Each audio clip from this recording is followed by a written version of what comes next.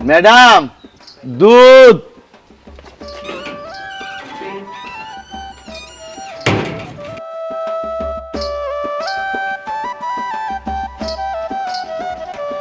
কত হয়েছে চাচা?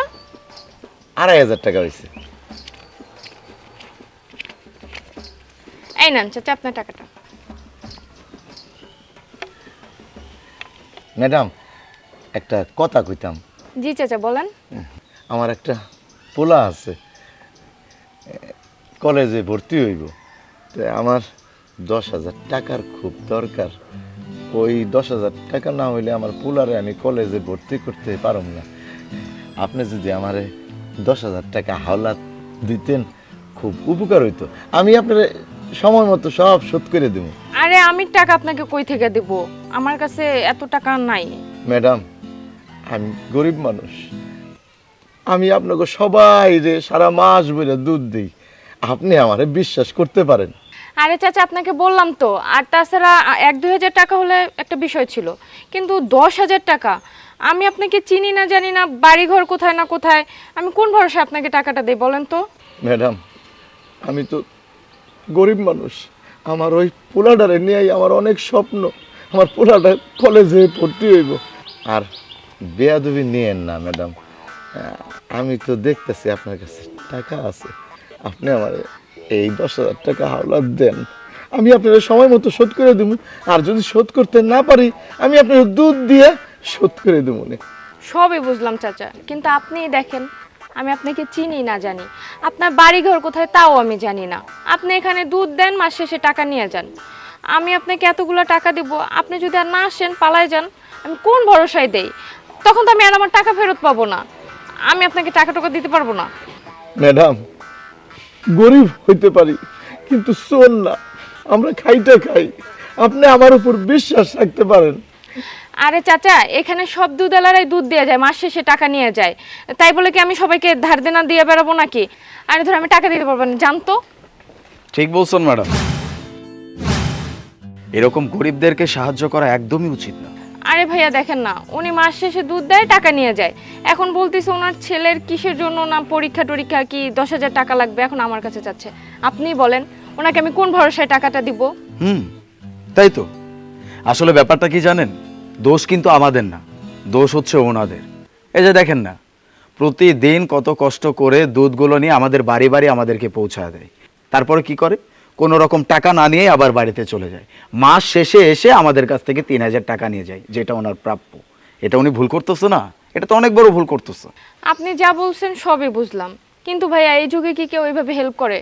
চারিদিকে যে চিটার বাটপাড়ি দিয়ে ভরা, তাতে কাকে বিশ্বাস করব? উনি আজকে ওনার সমস্যার জন্য এসে 10,000 টাকা চাইছে, কালকে 20,000 চাইবে, তারপর 50,000, তারপর কি করবে 1 লাখ। আর এই টাকা নেওয়ার পর যে উনি আমাকে ফেরত দেবে তার কি গ্যারান্টি? ম্যাডাম, আপনি একবার ভেবে দেখেন তো, এই যে 1 লিটার দুধ দিয়ে যায়, 1 লিটার দুধের দাম কত? সর্বনিম্ন 100 টাকা। তার মানে মাস শেষে কত টাকা হয়? 3,000 টাকা। এই 3,000 টাকা করেই কিন্তু ওনার পুরো সংসারটা চলে। তারপরেও উনি কি করে, আমাদেরকে এইভাবেই প্রতিদিন দুধ দিয়ে যায়, কোনো রকম টাকা না নিয়ে চলে যায়। মাস শেষে এসে আমাদের কাছ থেকে টাকাটা নিয়ে যায়। তার মানে কি, উনি যে এইভাবে আমাদেরকে দুধ দিয়ে যাচ্ছে কোনো রকম টাকা ছাড়া, সেটা কিন্তু পুরোটা ভরসার উপরে। এইখানে আপনিও ভাড়া থাকেন, এই এলাকায় আমিও ভাড়া থাকি। আজ বাদে কাল আমি এখান থেকে চলে যেতে পারি, আপনি এখান থেকে চলে যেতে পারেন। উনি কোন ভরসায় আমাদেরকে দিয়ে যায়? আজ বাদে কাল আমিও এখান থেকে চলে যেতে পারি, আপনিও এখান থেকে চলে যেতে পারেন। কিন্তু মাঝখান থেকে ওনার কি হবে? ক্ষতিটা কিন্তু ওনারই হবে, কারণ আমরা তো ওনাকে টাকা দিইনি। ওনার টাকা ছাড়া তো সংসারটা চলবে না। শুধুমাত্র বিশ্বাস আর ভরসা, এটার মাধ্যমে উনি আমাদেরকে দুধ দিয়েছে। যাই হোক, আমার যতটুকু মনে হয় আপনার ওনাকে হেল্প করা উচিত। এখন বাকিটা আপনার উপর ডিপেন্ড করে, আপনি করবেন নাকি করবেন না। চাচা, আমার দুধটা দেন।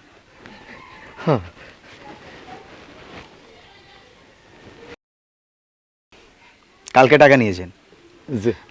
ভাইয়া আপনি ঠিকই বলেছেন, আমি আসলে এভাবে ভেবেই দেখিনি।